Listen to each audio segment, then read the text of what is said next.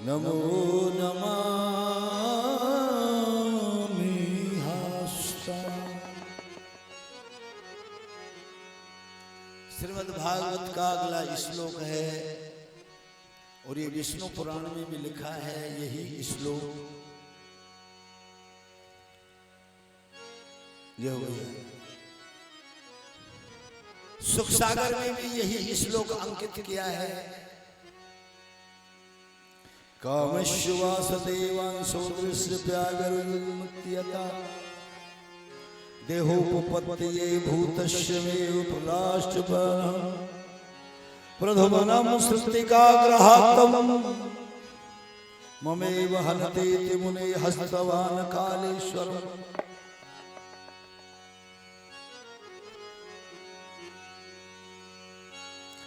रुक्मणी मैया से प्रद्युम्न नाम का पुत्र पैदा हुआ।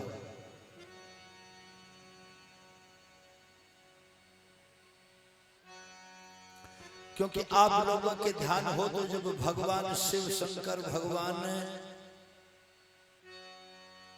पार्वती का अवतार हुआ, मां गौरा जी का वन में 12 वर्ष की तपस्या के लिए चली गई। 49 पवनों को अपनी भक्ति के प्रताप से, अपने तप के प्रताप से बांध दिया। 49 पवन बंद गई तो सारा संसार बिना श्वास के दम घुटन हुआ, प्राण संकट में आ गए। और वहां आदिदेव महादेव 87,000 वर्ष की समाधि लगा करके बैठ गए थे। तब सारे देवताओं ने प्रभु को निवेदन किया, अनुरोध किया, प्रार्थना की, लेकिन भोलेनाथ 87,000 वर्ष की समाधि लगा करके बैठे थे। तो भोले शंकर की समाधि खुलना कोई छोटी बात नहीं है। सभी देवताओं ने विचार किया था उस समय कि आदिदेव महादेव की समाधि कैसे खुले। ब्रह्मा जी ने सलाह दी कि कामदेव ही इसकी समाधि खोल सकते हैं। जब तक कामदेव का प्रकाश, कामदेव का प्रवेश भोलेनाथ के शरीर में ना होगा, तब तक काम वासना जागृत नहीं होगी, तब तक भोलेनाथ की समाधि नहीं खुलेगी। तो देवताओं ने कामदेव को बुलाया, कामदेव से प्रार्थना की देवताओं ने कि भोलेनाथ की समाधि खोलने में आप ही सक्षम हैं। कामदेव बहुत घबरा गया, डर गया। मैं जानता हूं भोलेनाथ की समाधि को तोड़ने का मतलब है संसार का प्रलय हो जाएगा। क्योंकि भोलेनाथ की समाधि टूटते ही तीसरा नेत्र खुलेगा और तीसरा नेत्र खुलते ही संसार प्रलय हो जाएगा। लेकिन देवताओं ने प्रार्थना की, कामदेव तुम संसार, भोलेनाथ के तीसरे नेत्र के बिल्कुल सामने ठीक हो गए। अब भोलेनाथ का तीसरा नेत्र खुलते ही तेरे ऊपर पड़ेगा, तू भस्म हो जाएगा। पर एक बात सुन ले कामदेव, संसार की भलाई तभी होगी, क्योंकि तृणावत्सुर जो है वो तभी मरेगा जब भोलेनाथ का विवाह गौरा जी से होगा और पार्वती से और भोले शंकर से एक पुत्र पैदा होगा कार्तिकेय। और कार्तिक को वरदान है वही इस तारीख को मार सकता है। इसलिए संसार की भलाई के लिए अगर जान भी चली जाए तो इंसान को दे देने चाहिए। ऐसा कहते हैं आप जैसे बड़े संत भक्त लोग के पूरा देश को बचाने के लिए, सारे देश को बचाने के लिए अगर एक राज्य को उजाड़ा जाए और एक राज्य उजड़ने से सारा देश बचे, तो एक राज्य को उजाड़ देना चाहिए, देश को बचाना चाहिए।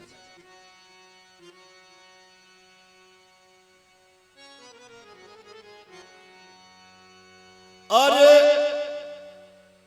अगर एक जिले के उजड़ने से अगर एक प्रांत बचता है तो प्रांत को बचाना चाहिए, एक जिले को उजाड़ देना चाहिए। और एक गांव के उजड़ने से अगर एक जिला बचता है तो एक गांव को उजाड़ देना चाहिए। और एक आदमी के मरने से अगर पूरा गांव बचे, आदमी को मर जाना चाहिए, पूरा गांव बचना चाहिए। इसीलिए आप जैसे संतों ने कहा है कि परहित सरिस धर्म नहीं भाई, पर पीरा सब नहीं। सुचाइए पूर्णाय प्रचारी ही पर पीड़ा। हम अपने अधिकार पे जहां तक चलते हैं, अपने अधिकार को यूज करते हैं, वहां तक हम धर्म कर रहे हैं। और दूसरे के अधिकार पे पांव रखते ही पाप हो जाता है।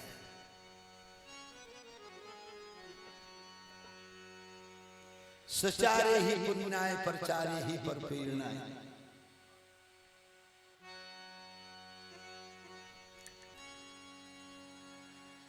कामदेव ने सामने वृक्ष पे बैठ करके भोलेनाथ के शरीर में काम वासना के बाण प्रेरित किए। उससे भोलेनाथ का तीसरा नेत्र खुला। तीसरा नेत्र खुलते ही कामदेव भस्म हो गया, पर संसार बच गया। कामदेव समाप्त हो गए। कामदेव की पत्नी का नाम है रति। अब किसी का सुहाग उजड़ जाए तो वो उस दुख को तो वो औरत ही जानती है। रति बहुत घबराई, चिल्लाई, आई भोलेनाथ के सामने आई, आपने मेरा सुहाग उजाड़ दिया, अब जिंदगी रही मेरी किस काम की, मेरी दुनिया उजड़ गई मेरे नाम। श्राप दूंगी। भोलेनाथ बोले एक बात सुन लो रति, तेरे श्राप देने से पहले मेरा वरदान सुन ले। संसार की रक्षा के लिए तेरे पति ने प्राण त्यागे हैं। अखंड अखिलेश्वर अजित भक्ति हम तेरे पति को देते हैं। आने वाले युग में भगवान कृष्ण के पुत्र के रूप में अवतार होंगे। और आने वाले उससे आगे कलयुग आ रहा है। कलयुग में तेरे पति की ही पूजा होगी। तुम बाणासुर के यहाँ जन्म लोगी, तुम्हारा नाम ऊखा होगा और सपने में तुम्हारा विवाह होगा और तुम पति पत्नी के रूप में कलयुग में प्रेरित रहोगे। संसार भगवान की पूजा बेशक करे न करे, पर कामदेव की पूजा जरूर करेगा। भोले बाबा ने वरदान दे दिया। रति जी शांत हो गई। अब अगली जो बात है वो कहते हैं फिर भगवान कृष्ण के कई विवाह हुए, जामवंती से, वृंदा से, जैसे जैसे जेल में से 16,100 कन्याओं को छुड़ाया, उनका विवाह हुआ।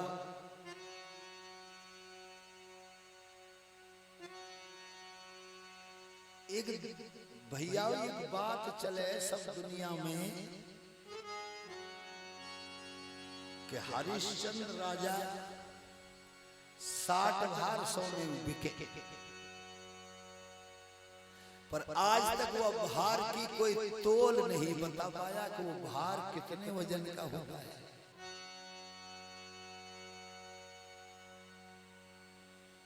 सुबह भागवत पढ़ रहा था,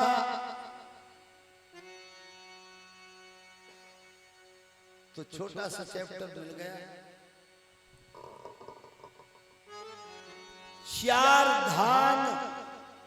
धान जो होता चावल जिससे होता पेड़ खेत में धान, 4 धान का एक गुंजा या रति होती है, 5 रति का एक पण होता है, 8 पण का एक धरण होता है, 8 धरण का एक पल, 2.5 छटाक 150 ग्राम,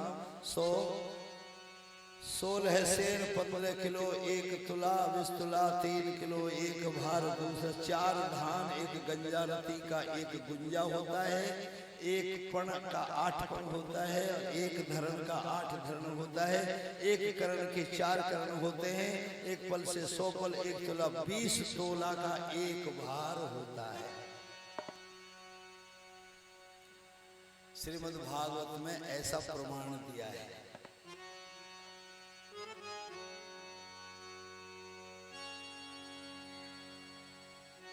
और अगली बात जो श्रीमद् भागवत कहती है, जिसके अंदर 5 गुणों को जो व्यक्ति लेकर चलता है वो ब्राह्मण कहलाता है।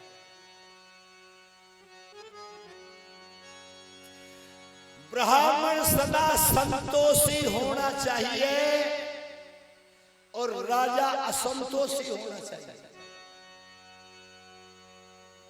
ब्राह्मण के अंदर संतोष होना चाहिए। जिस व्यक्ति के अंदर संतोष नहीं है वो ब्राह्मण की पद को ग्रहण नहीं कर सकता, वो ब्राह्मण से विपरीत है। और राजा संतोषी नहीं होना चाहिए, राजा असंतोषी होना चाहिए। तो राज में जितना भी धन द्रव्य जितनी भी बात होगी वो अपनी प्रजा के लिए सुख देने के लिए राजा संतोषी नहीं होना चाहिए।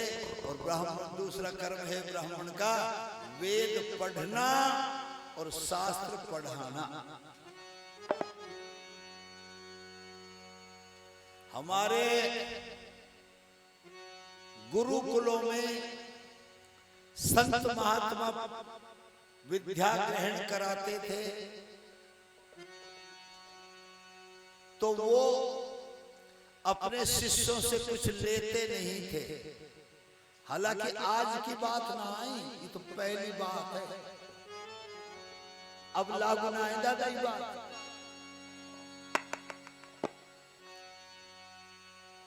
तो ऋषि लोग अपने शिष्यों से उनके घर से भिक्षा भी नहीं मंगवाते थे। 5 घरों में भिक्षा लेने के लिए जाते थे और केवल 2 आवाज लगाते थे बस, हे माता भिक्षाम देहि, हे माता भिक्षाम देहि। किसी ने दे दिया तो ठीक है, नहीं लौट के चले गए, अगले घर पे गए। 5 घर जाते थे, कोई दे देता तो पा लेते। उस किसी दिन भिक्षा नहीं भी मिलती 5 घरों से तो उस दिन भगवान का उपवास कर लेते थे। ऐसे संतों से दूसरे नंबर पर आते हैं हमारे ब्राह्मण देवता। इसीलिए इस देश में ब्राह्मण की पूजा है। जो निःशुल्क वेद शास्त्रों का अध्ययन कराता है, 5 घरों से भिक्षा ग्रहण करता है, ये दूसरा कर्म ब्राह्मण का है। तीसरा कर्म है संतों ने ब्राह्मण को ही दिया है यज्ञ कराना, यज्ञ से संसार की शुद्धि करना। सुबह हमारे भाई बहन यज्ञ करते हैं, यहाँ हमारे आचार्य जी कराते हैं। जो आहुति हम डालते हैं,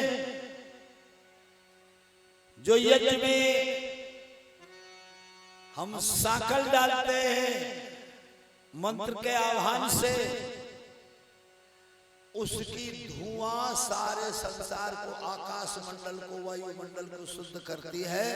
और संसार शुद्ध होता है तो हमारा भारत देश शुद्ध होता है, देवता प्रसन्न होते हैं, धर्म को बढ़ावा मिलता है।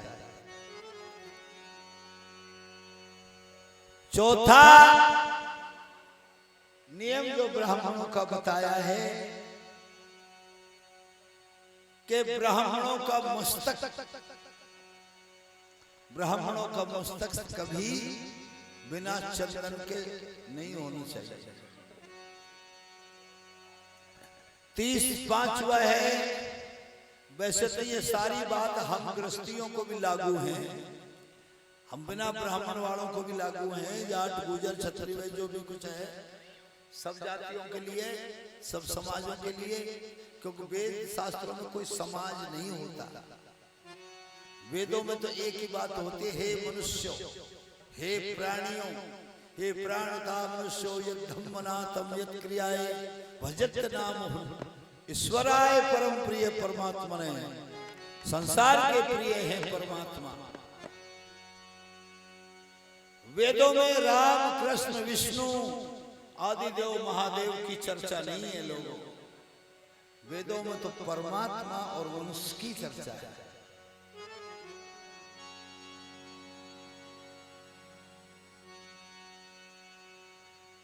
तो शिखा चोटी वैसे तो सबके लिए लागू है, सबको रखनी चाहिए, पर ब्राह्मणों को तो अनिवार्य है। शिखा का मतलब क्या है? जहां से हम मलमूत्र का त्याग करते हैं इसको गुदा चक्र कहते हैं। इससे ऊपर की सीढ़ी है उसको नाभि चक्र कहते हैं, जहां ब्रह्मा जी का वासा है। गुदा चक्र पे गणेश जी का वासा है, पर हृदय चक्र पे भगवान विष्णु का वासा है। इससे ऊपर चलते हैं तो अष्टदश कमल है।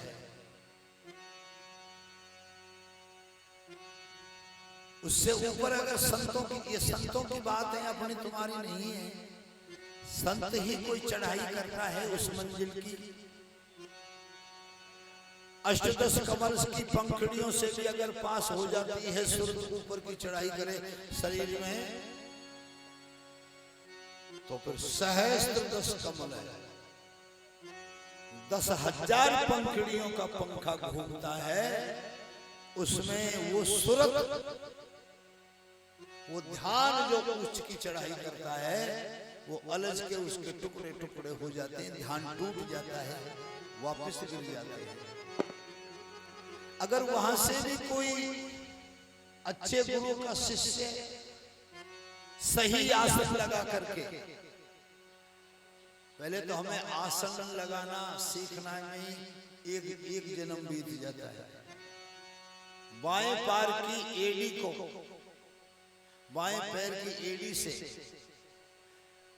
अपने गुदाधार को रोके, दाएं पैर बाएं पैर के नीचे, ये अंगूठा यहां तक होना चाहिए, कमर रीढ़ सीधी होनी चाहिए, सिर का जो पिछला हिस्सा है उससे हमारी रीढ़ कमर का एक लेवल होना चाहिए।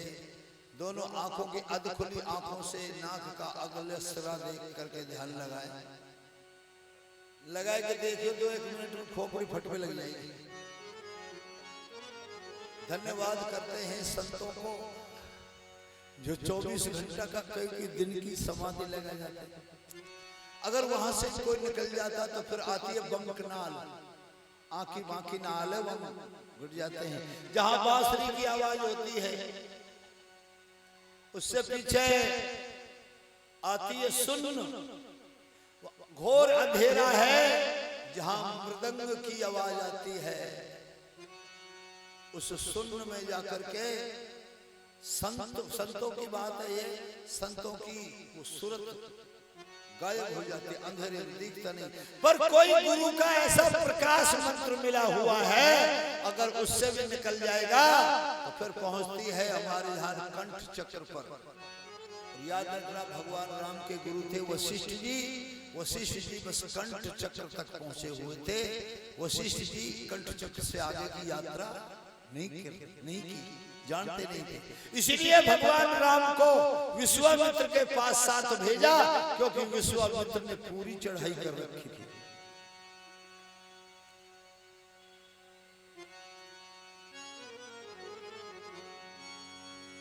मैया बहनों, अब तो कथा खैर आज की रही है, प्रथम कथा सुनने को आए, जब बुरी बुरी सी बन के आए करो जाते इनको ध्यान न जाए।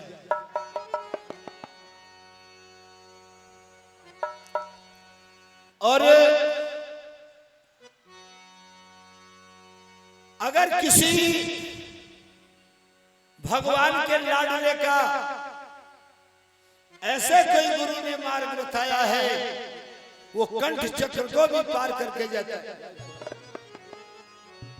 कंठ चक्र को भी पार कर जाता है,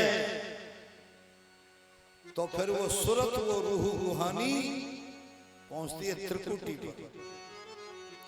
यह हमारी त्रिकुटी है।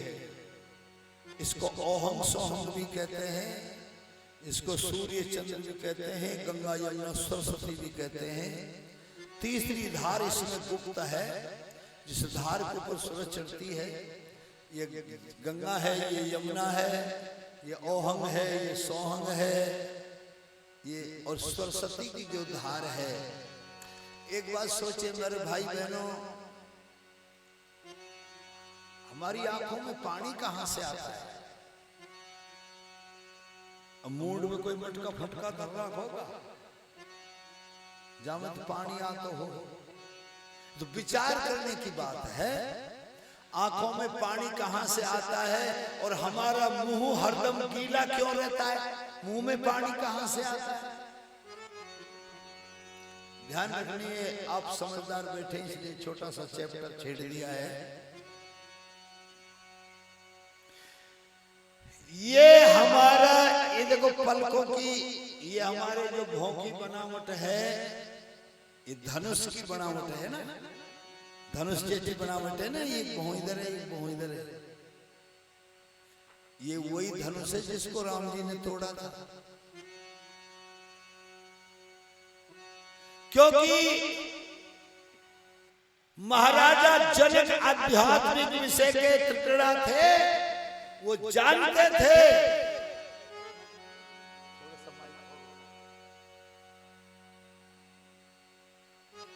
कि जो इस त्रिकुटी को पार करेगा, जो इस त्रिकुटी को पार करके जाएगा, इस त्रिकुटी के इस ताले को तोड़ के जाएगा, इस धनुष को तोड़ के इससे ऊपर की जो चढ़ाई करेगा, उसको मेरी बेटी सीता को विवाह किया जाएगा। इसको केवल जनक राजा जानते थे, यह विश्वामित्र जानते थे।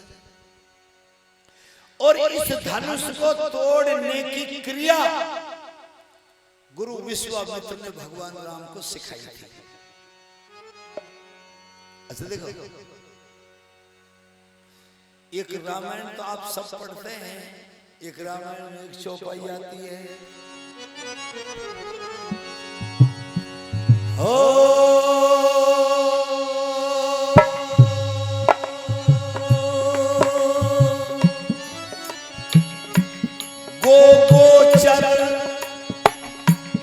गोचर जहां लगमन जाई, तहां तक माया समझो भाई। राम सिया राम सिया राम जय जय राम, राम सिया राम जय जय राम। तुलसी बाबा लिखते हैं, गो और गोचर दो चीज हो गई। गो माने बुद्धि और गोचर माने मन। जहां तक मन, बुद्धि, चित्त, अहंकार, 5 ज्ञान इंद्री, 5 कर्म इंद्री मिला के हो जाते हैं 14। जहां 14 की दौड़ होती है, वहां तक माया है। जहां तक ये पहुंचते हैं, मन, बुद्धि, चित्त, अहंकार, 10 इंद्री, जहां तक इन 14 की दौड़ होती है, वहां तक संसार की माया है। गोचर जहां लगमन जाही, और तहां तक माया समझो। और इनकी 14 की दौड़ केवल इस त्रिकुटी तक है। इसी को त्रिवेणी कहते हैं। एक त्रिवेणी इलाहाबाद में और एक त्रिवेणी हमारे शरीर में ही है। कोई चीज कहीं देखने की जाने की जरूरत ना है।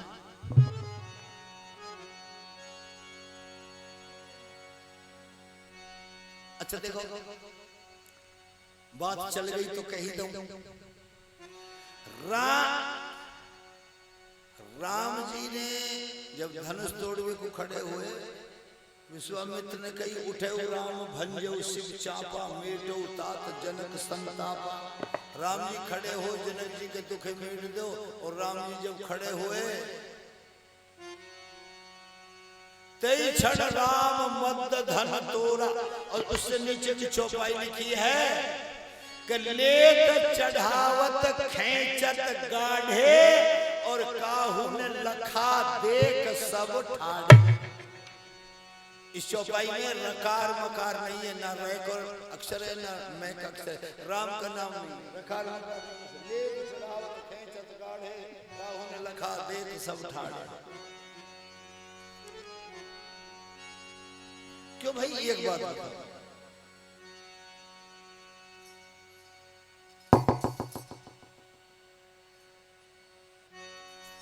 ये झुंझुना सो मैंने उठाया, मेरे हाथ में ने दिख रहा तुम सबन को।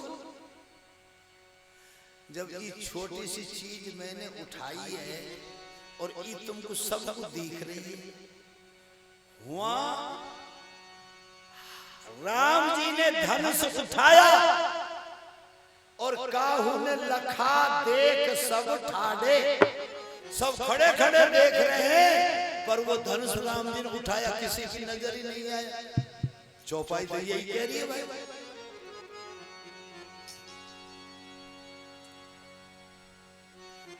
और तुलसीदास गलत नहीं लिख सकते, वो तो महान प्राकरण ब्राह्मण है। भगवान से ये एक अक्षर पूछ पूछ के लिखो तो झूठ तो हो ही नहीं सकता। सत्य तो ये है कि भगवान राम ने धनुष उठायो ही ना तोड़ो ना हाथ लगाया। अब आप सोचो टूट कैसे गया? उस धनुष में प्राण थे ददित ऋषि के। ददित ऋषि की हड्डी का धनुष था और उसमें ददित ऋषि के प्राण थे। वह जमाने में जब तक हड्डी गल के मिट्टी ना हो जाए करे, जब तक हड्डी में प्राण रहते थे।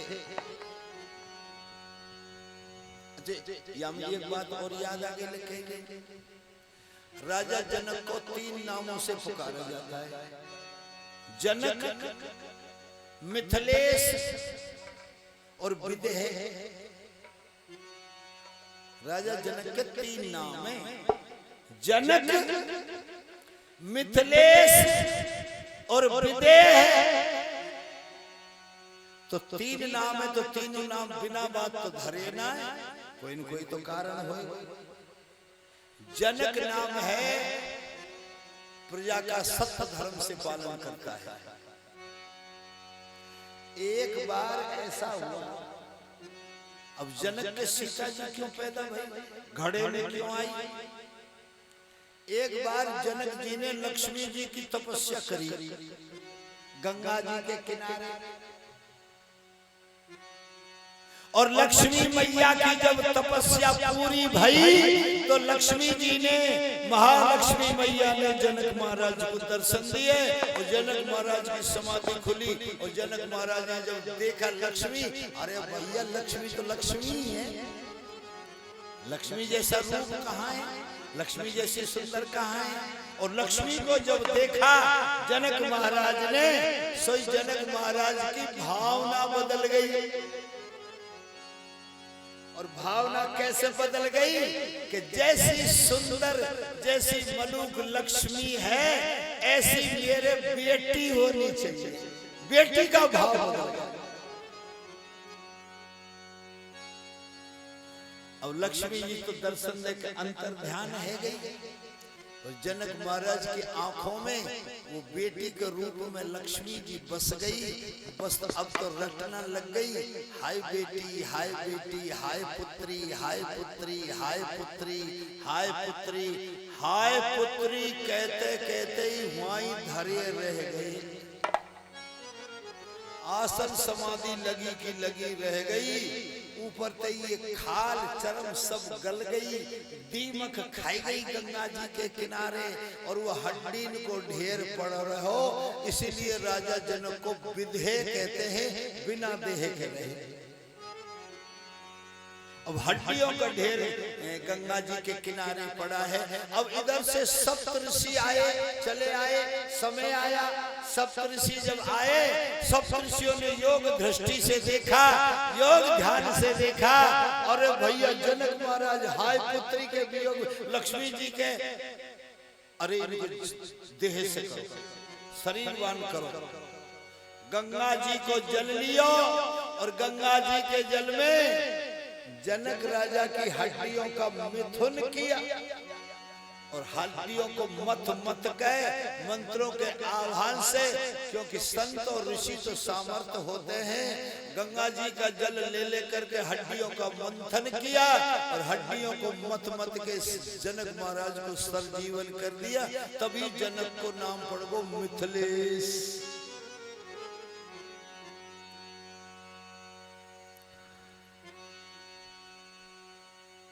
ये भारत भूमि, भारतवर्ष ये संतों का है। जितने परमात्मा ने अवतार लिए हैं वे सब भारत देश में लिए हैं। इसलिए मेरे भारत को संतों की भूमि कहते हैं। जहां संतों का सम्मान होता है वही संतों की भूमि कहा जाता है।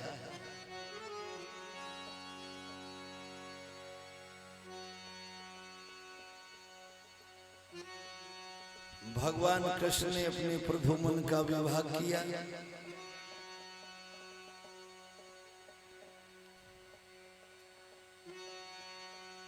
आगे महाराजा नृग की कथा आती है।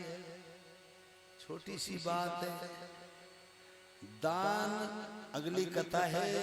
दान जो आप करते हैं, कथा चल रही है, आप मैया बहन अन्न भी लाती है, अन्न का भी दान करती हैं, पैसों का भी दान करती हैं, अपनी भाव भावना का भी दान करती हैं, अपने मन का भी दान करती हैं। भगवान भैया सबका कल्याण हो। सर्वे भवन्तु सुखिनः, सर्वे सन्तु निरामया, सर्वे भद्राणि, सब देश का भला हो। ये भी बहुत बड़ा दान है। क्षमा का भी दान करते हैं।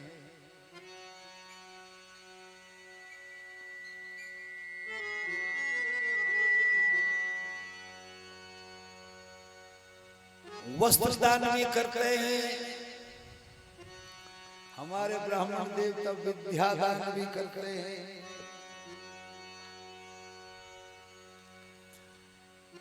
एक बहुत बड़ा दान होता है, वो होता है क्षमस्यशीलं यताः नर किंचिताः योगेन फिरहि दानं यद्धते।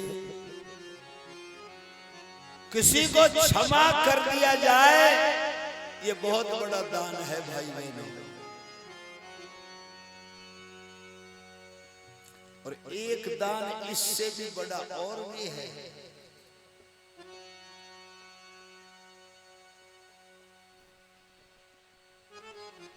वो दान कौन सा, बड़े ध्यान से सुनना। जब पांचों पांडव द्रौपदी अज्ञातवास के समय वन में घूम रहे थे, पांचों भाई साथ साथ है, संग में द्रौपदी है।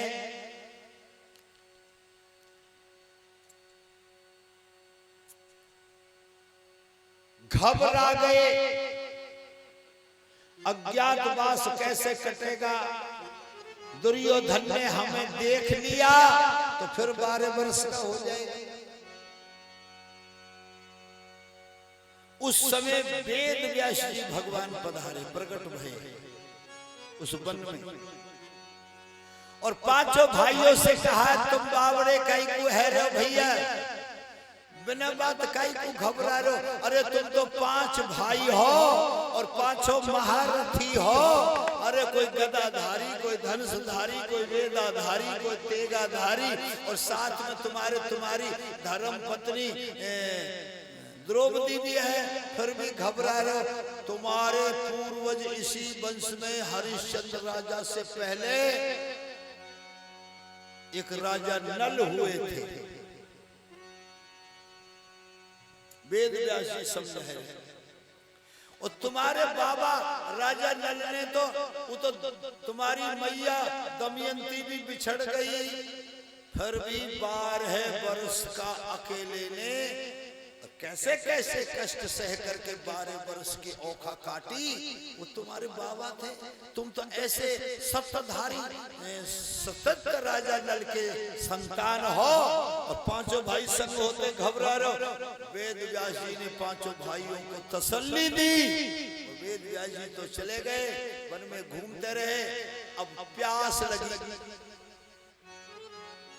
जब प्यास लगी तो युधिष्ठिर भगवान बोले भीम से, भीम भैया। बोले हाँ बड़े भाई, प्यास लग रही है, कहीं जल की तलाश करो। तो भीम ने पेड़ के ऊपर चढ़ के देखा तो एक तालाब नजर आया, एक सरोवर नजर आया। बोलो भैया पानी तो दिख रहा, सरोवर है वहां। बोलो तो ले आ जा। भीम पानी लेने के लिए गया। अब ये हमारे देश की ऐसी मर्यादा है ही। भीम ने सोच अच्छा पहले बिना बेचारे जल का पात्र भर लिया। फिर याद आई तू तो पी ले। वो पात्र अलग धर दियो कि पात्र से झूठा हाथ न लग जाए। और भीम ने हत्ती टेक के उस सरोवर में झुक के पानी पीना चाहा। जैसे पानी पीने को झुके तो उस सरोवर के मालिक, उस सरोवर के रक्षक यक्ष जल में से यक्ष पैदा हुआ। भीम रुक जाओ भैया, तू कौन है? मैं इस सरोवर का मालिक हूं। इसमें अगर पानी पीना है, ये पानी तुझे तेरे भाइयों को ले जाना है तो पहले मुझसे आज्ञा लो। मेरी बिना अनुमति के तुम यहाँ से जल नहीं ले जा सकते। कभी कभी आदमी को भैया ऐसा हो ही जाए, अरे तू है वो तालाब बारो, कछु जवानी को भी घमंड रहे, कछु ताकत है ना, जवानी है। यक्ष ने कही भैया भीम मेरी बात सुन ले, बावड़ो मत बने, मोते आज्ञा ले ले, पी भी ले और ले उजा। और मेरी बिना अनुमति के पानी पीवेगो तो पीते ही मर जाएगो। भीम ने कही हमने ऐसे कोई मरते ना देखे, बावड़ो बनाए लो, तुम पानी पियो, एक घूंट पानी पेट हुआ भीम मरी। और घनी देर है कि भीम आयो ही ना। वो चारों भाई द्रौपदी बाट देख रहे। युधिष्ठिर बोले भैया देखो नहीं जा करके। नकुल और सहदेव गए, उनने देखा वो यक्ष मिला। उसने कहा हमने इससे कहा था, ये माना नहीं, तुम पानी पी के देख लो तुम मर जाओगे। और उनने पानी पियो वो मर गए। युधिष्ठिर ने कहा अर्जुन आप जाओ। अर्जुन को गांडीव धनुष लेकर वो तीनों भैया मरे पड़े। यक्ष ने कहा हमने इनसे मना किया था भैया अर्जुन, हम जानते हैं आप बाणाधारी हो, और तू पी के देख ले। अर्जुन ने पानी पियो मरी गो। चारों मर गए। इंतजार करके युधिष्ठिर महाराज और द्रौपदी दोनों साथ आए। सरोवर पे जब आए तो देखा चारों भैया घायल, वो तो मरे पड़े। यक्ष निकला। मैं जानता हूं युधिष्ठिर महाराज आप धर्मराज हैं, आप वेदों का अनुसरण करते हैं, आप भी पानी पी लो, यही हालत रह जाएगी। युधिष्ठिर ने कहा प्रभु हम ऐसा नहीं करेंगे। युधिष्ठिर ने प्रार्थना करी मेरे भाई ने जिंदे कर दो महाराज, हम पे पहले 12 वर्ष को ज्ञातवास, 1 वर्ष का ज्ञातवास, बड़ी पीड़ा में डोल रहे। अरे भाई तो फिर यक्ष बोले तो ठीक है, तो ते 4 बात पूछूंगा, 4 बातन को सही उत्तर दे देगो तो तेरे एक भाई ये जिंदा कर दूंगा, जिसको तू चाहेगा। 4 बातन को सही जवाब दे दियो तो तेरे एक भाई को जिंदा कर दूंगा, जिसको तू चाहेगा। अगर सही उत्तर दे दिया तेरा एक भाई जिंदा हो गया, तो फिर 4 बात पूछूंगा, सही उत्तर दे दो दूसरे भी कर दो। युधिष्ठिर महाराज हाथ जोड़ के बोले, यक्ष प्रभु प्रसन्न करो।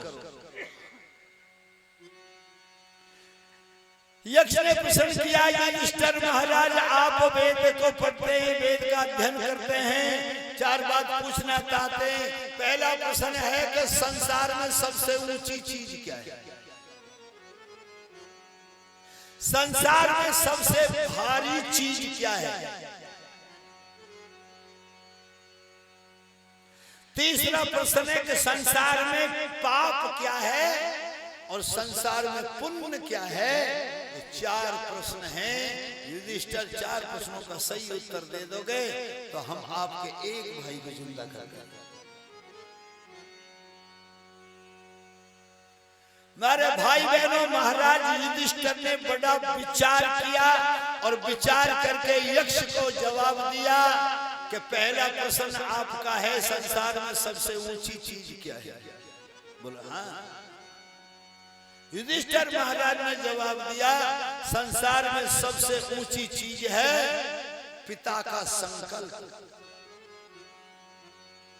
पिता की सोच संतान के प्रति। हर बाप सोचता है कि मेरा बेटा कलेक्टर बने, IAS बने, IPS बने, थानेदार बने और ये जान कहाँ बन जाए, डॉक्टर बने, इंजीनियर बने, मेरा बेटा इतने ऊंचे पद पे जाए। हर बाप यही, चाहे भले तो मत बने चपरासी, पर बाप की सोच बहुत ऊंची होती है। यक्ष महाराज ने कहा बिल्कुल सही उत्तर दिया। अब ये बताओ संसार में सबसे भारी चीज क्या है? युधिष्ठिर महाराज ने जवाब दिया, संसार में सबसे भारी चीज है माँ की ममता। माँ की ममता से भारी कोई चीज नहीं है दुनिया में। अरे लोगों, आप लोगों ने देखा होगा, अगर मैया खेत में लामनी करवे को चली गई और छोटे से बालक के घर छोड़ गई, और अगर बालक भूख के मारे घर रोवे लगो ना, तो खेत में मैया के स्तनों में दूध आ जाए। माँ से भारी चीज कोई नहीं है दुनिया में। माँ का जो भाव है, माँ की जो ममता है, इससे बड़ी भारी चीज कोई नहीं है। यक्ष महाराज बोले, युधिष्ठिर महाराज आपका उत्तर बिल्कुल सही निकला। अब 2 रह गए, 2 और सही दे देते, एक भाई जिंदा कर दूंगा। और तीसरा है कि सबसे बड़ा पाप क्या है?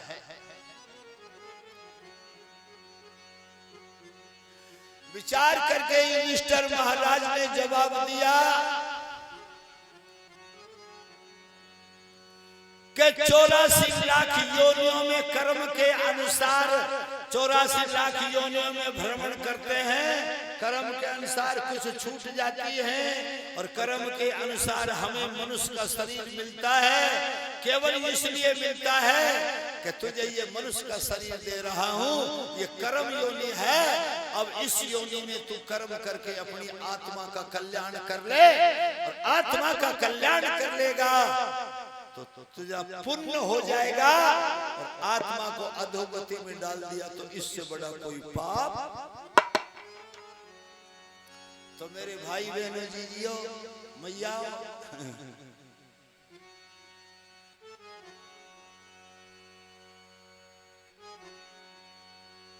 ठीक है, अपन सब कुछ कर रहे हैं, खा रहे, कमा रहे, घर बार, बालक बच्चे, पति पत्नी, नातेदार, रिश्तेदार, ये अपना गृहस्थ का बंधन है, गृहस्थ का धर्म है, निभ जाए तो अच्छा ही है। पर आत्मा कल्याण के बारे में भी आदमी को जरूर सोचना चाहिए। हमारा निवेदन तो ये है, तो आगे तो भैया तब करोगे जैसे ही करोगे। परमात्मा को याद करने का समय निश्चित कर लो। एक दिन और भी कथा में मैंने निवेदन किया था, भगवान के भजन करने का जितना बन जाए 10 मिनट, 15 मिनट, 20 मिनट, आधा घंटा, तुम पे ना बने वो खैर, हम पे ही ना बने, जब तुम पे काई को बने। कथा पे तो इतने दवाई के खाए, रोटी खा के चले जाए काम में, या कई भैया के भोजन हो फिर खेचे चूरमादार आते सो जाई एक बिना उन्होंने हम तो अपने साथ साथ से बात करेंगे।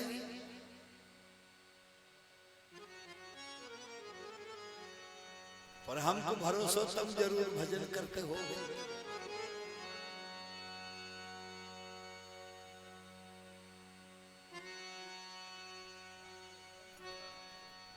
तो जरूर 10 मिनट 5 मिनट 15 मिनट का टाइम बांध लो कि इतने बजे से इतने बजे तक हमें घर को 100 काम बिगड़ जाए पर भगवान के चिंतन में ही बैठना है तो त्यारो नेम ना टूटेगा और महीना 20 दिन में आदत पड़ जाएगी फिर बिना भजन के त्यारो मन ना लगे गारंटी है। पर आदत तो पटका।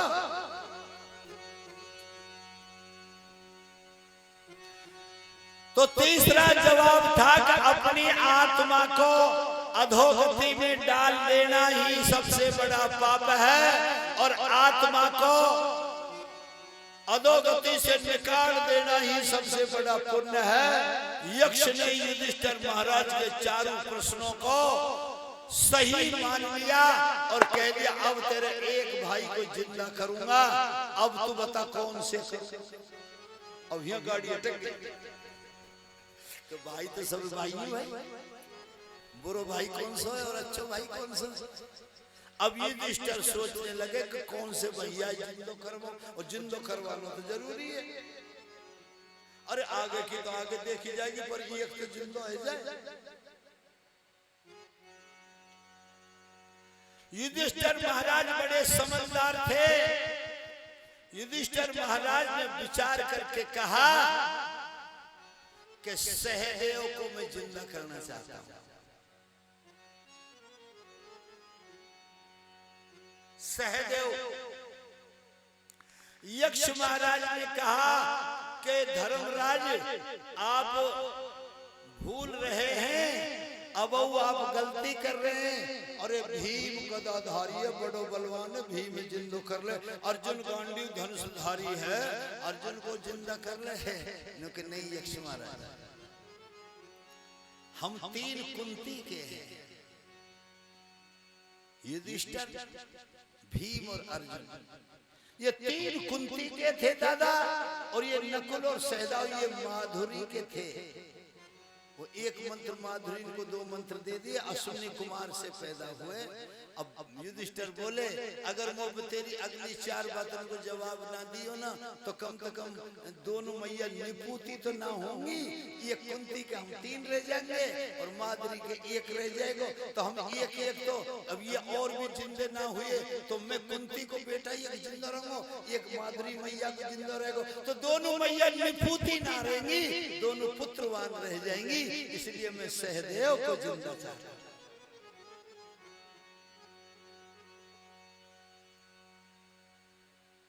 प्रेम से बोलो सच्चे दरबार की जय हो।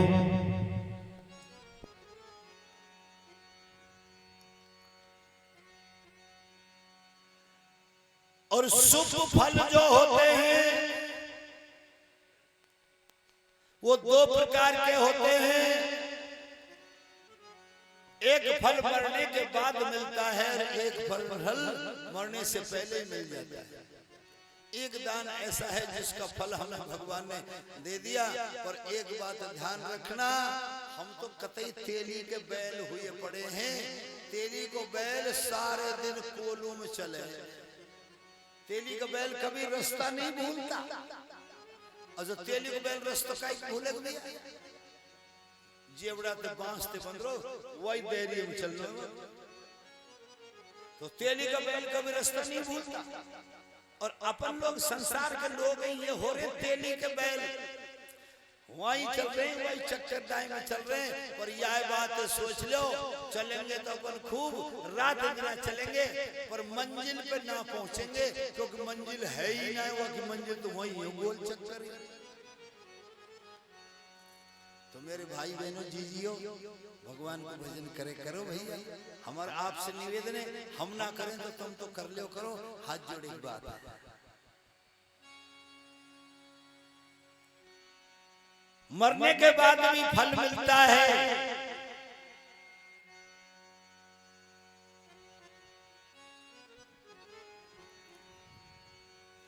अगली श्रीमद् भागवत की कथा आती है नारद मोह, क्योंकि ये संसार मोह माया में फंसा हुआ है। ये रामायण से जुड़ी हुई कथा श्रीमद् भागवत में सुखदेव जी परीक्षित महाराज को सुना रहे हैं।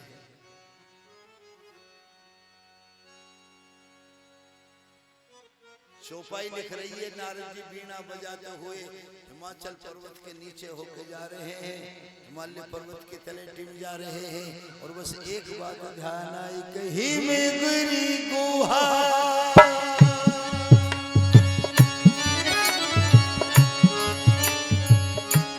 हिमगिरी गुहा एक अति पावन,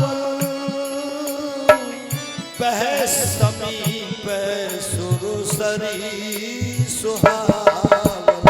राम सिया राम जय जय राम, राम सिया राम जय जय राम। हो पावन परम पुनीत सुहावा, देख देव ऋषि मन अति भाव। राम सिया राम जय जय राम, राम सिया राम जय जय राम। हिमालय पर्वत की तलेटी में नारद जी निकले जा रहे हैं, गंगा जी बह रही है, और एक अच्छा आश्रम लेकर करके, और देव ऋषि भगवान देव ऋषि नारद जी आश्रम लगा करके भजन पे बैठ गए, और ऐसी तपस्या करी देव ऋषि नारद जी ने कि इंद्र का इंद्रासन हिल गया। इंद्र ने अपने अवेड़ा बवेड़ा सब बुलाए, देखो क्या हो रहा है। बोलो देव ऋषि नारद जी समाधि में बैठे हैं, और इंद्र को एक ही डर रहे को कोई मेरे इंद्रासन ना ले ले, भी तपस्या कर। और देव ऋषि नारद जी इंद्रासन के लिए तपस्या नहीं कर रहे थे, परमात्मा की प्राप्ति के लिए कर रहे थे। और कामदेव को बुलाया, और कामदेव अप्सराओं को लेकर के गया, और कामदेव ने अप्सराओं को देव ऋषि नारद के चारों तरफ का ऐसा गीत गाओ, ऐसा गाना गाओ, ऐसी बसंत ऋतु फैला दी, ऐसा मौसम बना दिया, हल्की हल्की बूंद पड़ रही, ठंडी ठंडी सुगंधित हवा चल रही है, और कामदेव ने सारा काम अप्सराएं छोड़ दी, देव ऋषि समाधि में बैठे। अप्सरा गीत गा करके देव ऋषि नारद जी का ध्यान छुड़ाती है कि मुनि बाबा पलकिया खोल, रस की बूंदिया पर बाबा पलकिया खोल, रस की बूंदिया पड़ी। बाबा पलकिया खोल, रस की बूंदिया पड़ी। इंद्रलोक से आई अप्सरा, जो तो डोल रही है बिन मोल, रस की बूंदिया मुनि बाबा पलकिया खोल, रस की बूंदिया पड़ी। बाबा पलकिया खोल, रस की बूंदिया पड़ी। जय मुनि बाबा पलक नहीं खोलो, जय मुनि बाबा पलक नहीं खोलो, मर जाएंगे जहर पिस घोल, रस की बूंदिया। मुनि बाबा पलकिया खोल, रस की बूंदिया पड़ी। मुनि बाबा पलकिया खोल, रस की बूंदिया पड़ी। काफी प्रयास किया, पर देव ऋषि नारद की समाधि न टूटी। सही तो सहाय सभी अति हार मान मन में, गह से चरण मुन के चरण सस कहे आरत बेन। कामदेव ने हार मान ली, और देव ऋषि नारद जी के चरणों में गिर गए, और नारद जी ने कह देना तेरे इंद्र से, जैसे इंद्र का सिंहासन है, ऐसे ऐसे संतों की एक एक माला के मणिये में 100 सिंहासन है। अब तो देव ऋषि नारद जी को घमंड है गो, जो महादेव पे भी ना जीत गयो, वो कामदेव मैंने जीत लिया। अब काई का डट जाए,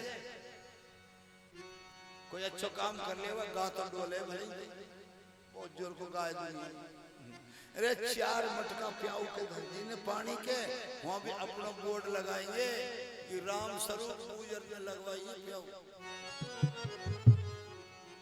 काम कितना 4 मटका, वो भी खाली है मटका।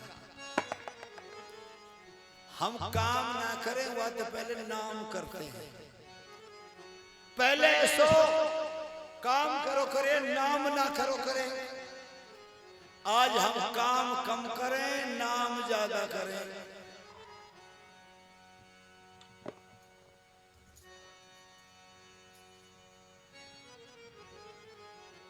अपने नाम है बताबे को ब्रह्मा जी कन पहुंचे, पिताजी को प्रणाम और देख मैंने, अरे वन की नाराज कैसे अरे कामदेव जीत लियो पिताजी, तुम पे भी ना जीतोगा मैं जीत लियो।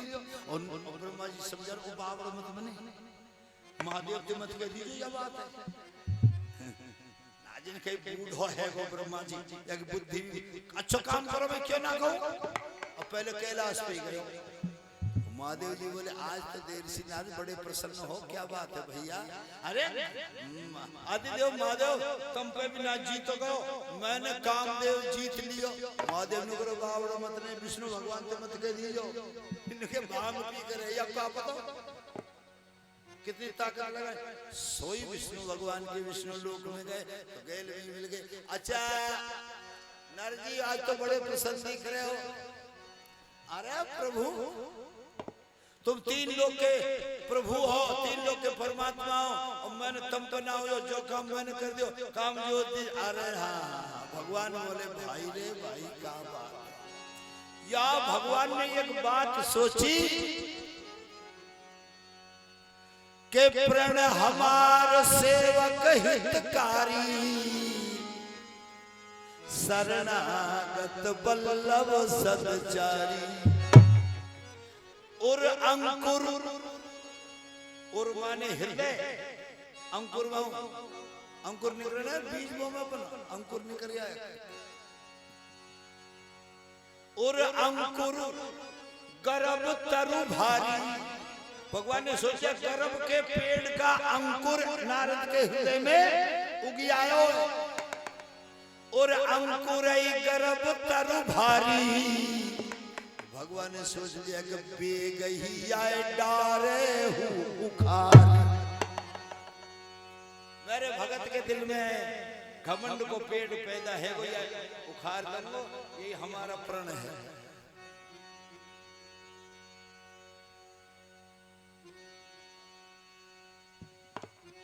अच्छी बात है। और नारद जी करे भगवान अब नो पर डटो नहीं जा रहा, अब मैं जा रहा हूँ। अच्छी बात है, अच्छी बात। और नारद जी जब जा रहे जा रास्ते रास्ते भगवान ने अपनी माया को आज्ञा दी, चल मेरी माया नारद जिस रास्ते में जा रहे हैं उसमें एक शहर बना दे, शहर में एक राजा बना दे, राजा की एक कन्या बना दे, कन्या का स्वयंवर करा दे। और स्वयंवर में देव ऋषि नारद पहुंचा। भगवान की माया गई, माया ने सोई काम कर दिया। गैल में एक शहर बनाया, शहर को एक राजा बना दियो, राजा की कन्या बना दी, कन्या का नाम है विश्व मोहिनी, राजा को नाम शीलनिधि। और नारद वहां के निकलो, देश के राजा जा रहे विश्व मोहिनी के स्वयंवर में। नारद जी ने पूछ ली कहाँ जा रहे हो भैया। अरे राजा की छोरी को विश्व मोहिनी को, तो विश्व मोहिनी कैसी, पूरे संसार को मोहित करने वाली। तो नारद भी चलती है। और नारद जब वहां पहुंचे, राजा ने नारद जी को आसन दिया, बैठाए और आन दिखाई। नारद भूपत राजकुमार शीलनिधि राजा ने अपनी कन्या दिखाई, क्योंकि तो भगवान की माया सब काम कर रही है। और जब कन्या की हस्त रेखा देखी तो नारद जी तो देखते ही रह गए। सोच रहे के ही प्रकार मोहे पर कुमारी, काई करत है कन्या मोह पति बनाई, मेरा वर्ण कर रहे।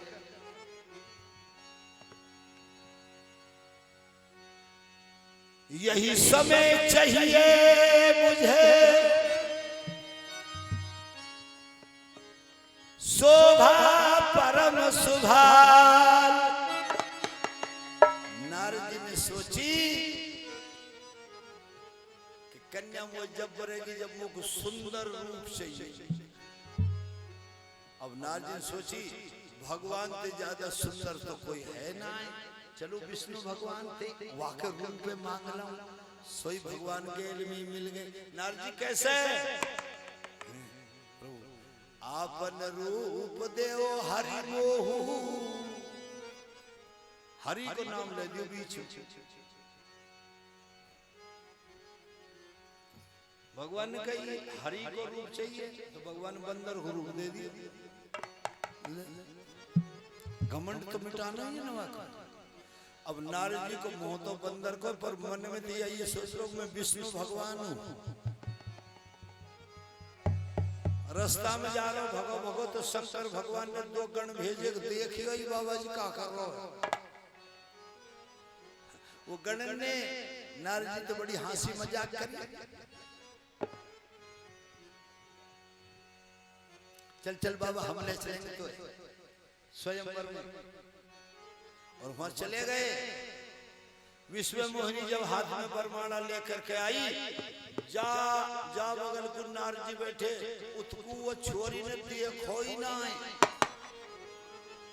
नारद जी आगा नाड़ बढ़ारो मेरे नाड़ में वरमाला के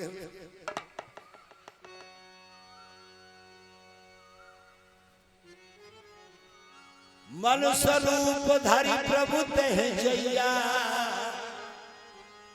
सबसे नीचे भगवान स्वयं नारायण भगवान मनुष्य रूप धर के आए और उनको माला पहराई और विश्व मोहिनी लेके चले गए। अब वो महादेव जी के दो गणे उनने कही नार के बाबा विष्णु भगवान यहाँ हमारे संग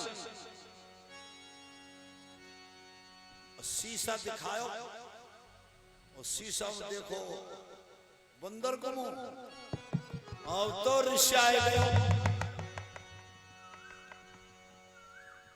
मरे हूं के श्राप दूंगा के मरूंगा। और विष्णु भगवान गए तो बीच ही पंथ मिले, दंजारी चौपाई लिख रही बीच में मिल गए। संग रमा सोई राजकुमारी, संग लक्ष्मी जी वही राजकुमारी। अतः नारद जी भड़बड़ाए रे और भगवान ने कह दई कि पर संपदा सकई नहीं देखी, तुम्हारे ईर्षा कपट विषेखी। दूसरे की अच्छे काम देख कर कभी राजी हुए होगा? तेरे छल कपट ईर्षा दूसरे के काम है तो देख के कभी राजी नहीं हुए। मतत सिंधु रुद्रई बोरायऊ, प्रेर विषपान, समंदर को मंथन करो जहर निकलो, भोले बाबा को पिवाई दियो। लक्ष्मी निकली आपने ले ली, मणि निकली आपने ले ली, चक्र सुदर्शन आपने ले लिया। क्या ये देख कर राजी होगा तू?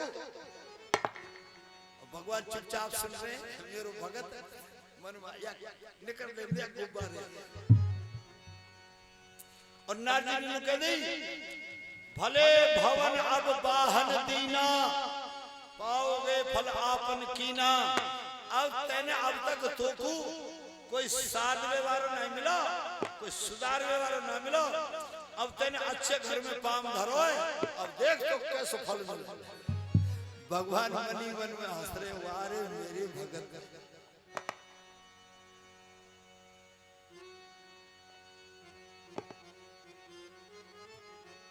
जब हरि माया दूर निवारी, जब हरि भगवान ने विष्णु भगवान ने अपनी माया को हटाया नारद जी पे से, तो नारद जी को होश हुआ, ओहो मैं दुर्वचन कहे बहुत तेरे। नाज करे भगवान मैंने बड़े बड़े गलत बात कह दिया, मेरा उद्धार कैसे हुए? मैं दुर्वचन कहे बहुत तेरे। आप भी समझिए, सुनो यारे भाई बहन, नारद जी ने करे मैं दुर्वचन कहे बहु तेरे और कहो मिटे कि पाप की मुझे।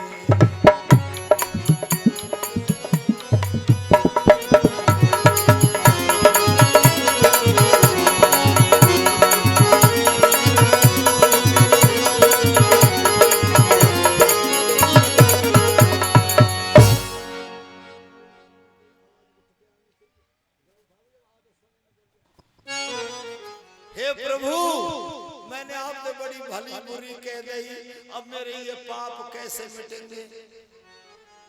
अब यह बात है, तुम सोचो कि हम अगर भगवान से कहें कि हे भगवान हमारे पाप कैसे मिटे? भाई हमने जन कहा जिंदगी में झूठ साच कहा बोलो, तो यहाँ भगवान ने गुसाई बाबा तुलसीदास जी चौपाई अंकित करते हैं कि यह भगवान ने मधुर वाणी से श्री नारद जी को आत्मा कल्याण का मार्ग बताया है। मेरे बहन भाइयों, ए मेरी बहनों, बुजुर्गों, सज्जनों, भगवान ने कहा मार्ग बताया।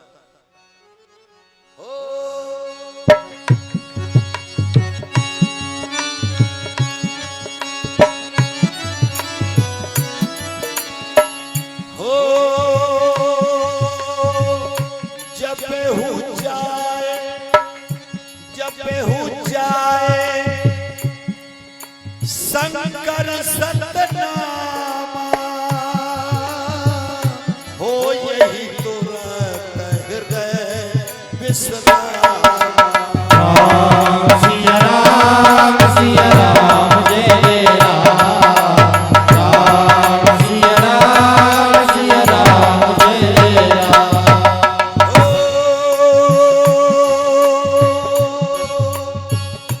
उमा कहो अनुभव अपना, सत हरि भजन जगत सब सपना। राम सिया राम जय जय राम, राम सिया राम जय जय राम। भगवान ने कह दिया नारद जी, जपऊ जाए शंकर सतनामा।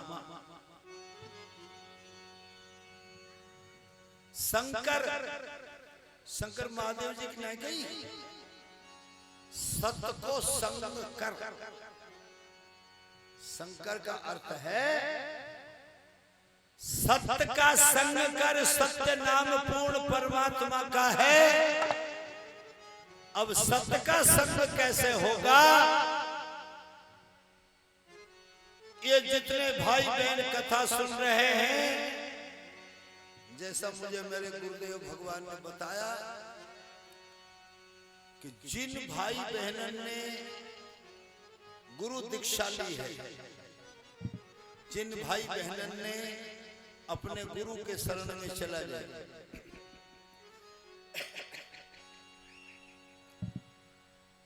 एक बहन बेटी अब जिस सकारी आंगन भैया परकम लगाए, दीपक जोड़े, ये करें वो करें, भगवान का पाठ करें। एक बहू बेटी से पूछ लगी बाबा ने, महात्मा ने, बेटी कितनी उम्र हो गई तेरी? कि बाबा 6 साल की है। 6 साल की है गई और तेरो पति है को 1.5 साल को।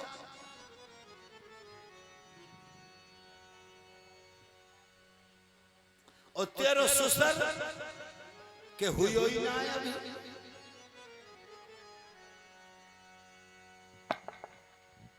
समझ गए मेरी बात को कि समझानी पड़ेगी?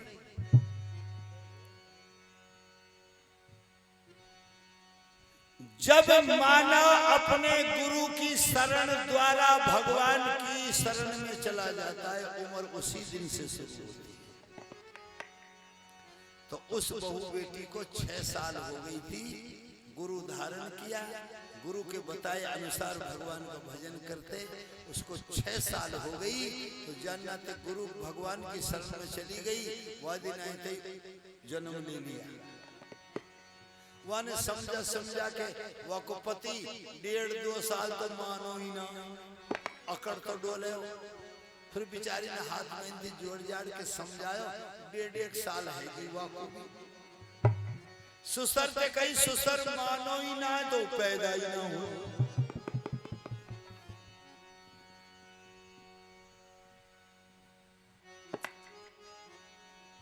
तो जिन लोगों ने भाई बहनों ने श्री गुरु मंत्र को दीक्षा ली है, उसी दिन से तुम्हारी उम्र शुरू हो गई। और जो गुरु ने मंत्र दे दिया बस वही सत्य है, उससे दूसरी कोई वस्तु सत्य नहीं हो सकती। ऐसा कोई गुरु संसार में हुआ ही नहीं जिसने अपने शिष्य को उस परमात्मा के नाम का मंत्र ना दिया हो जिससे कल्याण हो जाए आत्मा का। ये छोटी सी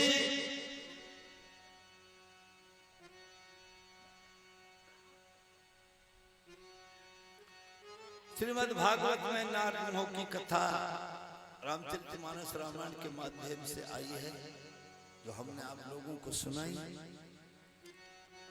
बस एक बात ध्यान रख लेना, हम पे तो ना बने ये सब काम। हम तो जब तपत आगे लग जाए ना, कमरा पर है राम कुटी में, जंगला में है कि जब हमारी शरीर गर्म हो जाए सूर्य की किरणों से, जब ठाड़ो हुए हम तो हमारे पंडित जी जरूर है जाए। पर ऐसा भागवत में अगली बात लिखी है कि ब्रह्म मुहूर्त में सोना तुम्हारे पुण्य को नष्ट कर देगा। ब्रह्म मुहूर्त में सूर्य भगवान के उदय होने से पहले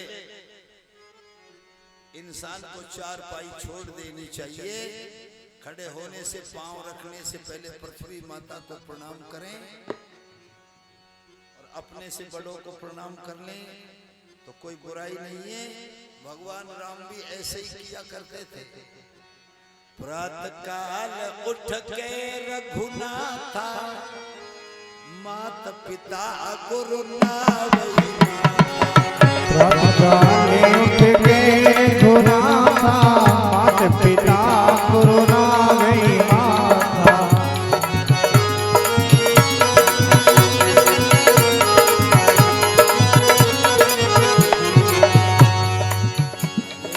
हरे राम राम राम हरे हरे, हरे कृष्ण कृष्ण कृष्ण राम हरे राम राम राम हरे हरे, हरे कृष्ण कृष्ण हरे हरे।